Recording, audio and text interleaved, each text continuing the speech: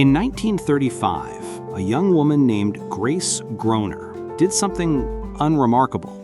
She bought 3 shares of stock. $180. That was it. Everything she had. She was an orphan, a secretary, living in the shadow of the Great Depression. Nobody wrote about it, nobody celebrated, and then she did nothing. Absolutely nothing. For 75 years. But let me tell you the real story, because this isn't a story about money. This is a story about patience, about stillness, and about what grows in the quiet. Grace Elizabeth Groner was born in 1909 on a small farm in Illinois. She had a twin sister, Gladys. By 12, both parents were gone. Just like that, orphaned. But sometimes, in life's bleakest moments, a door opens. A family friend, George Anderson, took them in. The Andersons weren't just kind, they were wealthy. And they did something extraordinary. They treated Grace and Gladys like their own. Paid for school, paid for college. Grace graduated in 1931, just as the Depression squeezed the country like a fist. Jobs? Nearly impossible. But she got one. Secretary at Abbott Laboratories. She showed up, she typed, she filed. For 43 years. Now picture her in 1935. She's 26, an orphan, a secretary, with $180 to her name. Abbott offers employees a chance to buy stock. Grace takes a breath and buys 3 shares, $60 each. Here's where most of us would have gotten nervous. We'd watch the ticker, we'd panic, we'd sell. Grace, she put the certificate away and forgot about it. Not literally, but spiritually. She never sold. Not in war, not in recession, not in boom. She held. And while she held, she lived. And what a life it was. She lived in a tiny apartment above a movie theater, cared for an elderly aunt.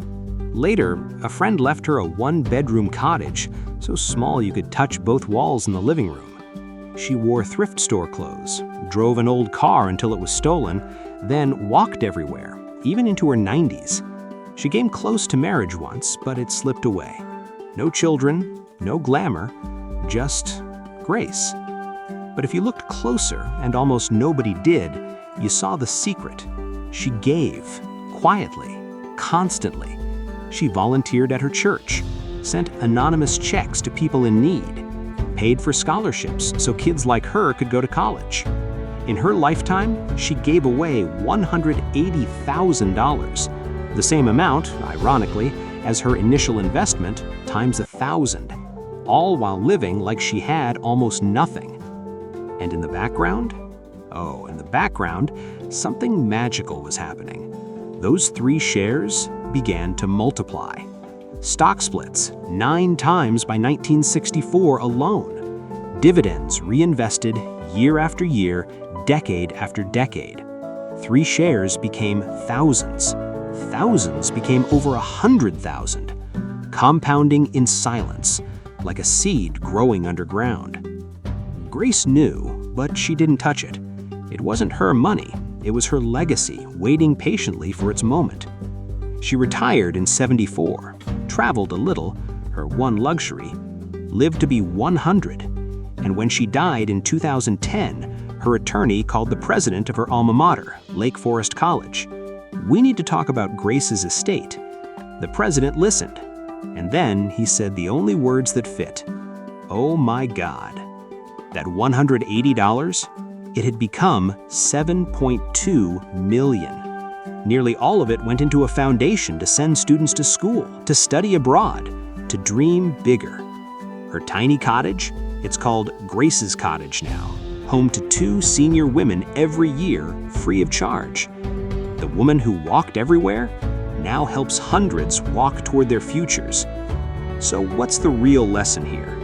It's not buy stock and wait. It's that stillness is a superpower.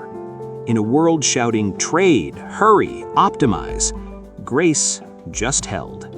She understood something profound. The most powerful investment isn't what you buy. It's what you refuse to sell.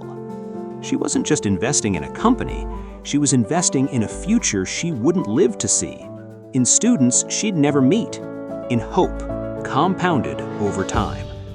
Today, if you walk through Lake Forest College, you'll see her legacy alive. Students learning, traveling, becoming. Because once, a quiet woman with $180 to her name did nothing. And that nothing changed everything. Remember her name, Grace Groner, the woman who was rich long before she had a dime.